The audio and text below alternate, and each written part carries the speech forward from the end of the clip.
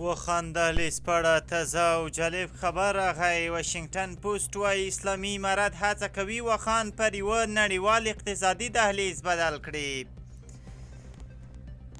د امریکا چاپ واشنګټن پوسټ ورځپاڼې د افغانستان او چین ترمنځ نښلوونکي واخان دهلیز پر ارزښت او د دې لارې جوړولو لپاره د اسلامي امارت د هڅو په اړه راپور خپور کړی.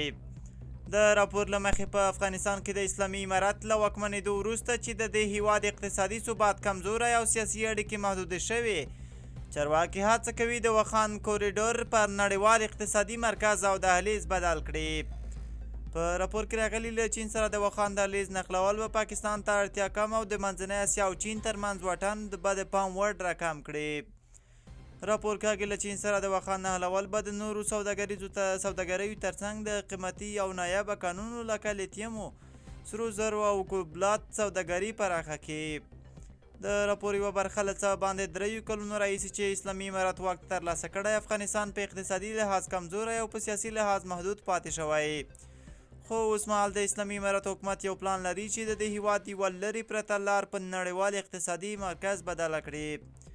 د واشنګټن پوسټ په راپور کې راغلي د سټلایټ په مرسته اخیستل شوي انځورونه ښیي چې په واخان کې د تیر کال اګست میاشتې راهیسې د بیا رغونې فعالیتونه درېدلي او د واخان لارې لږه برخه سړک پوخ شوی دی.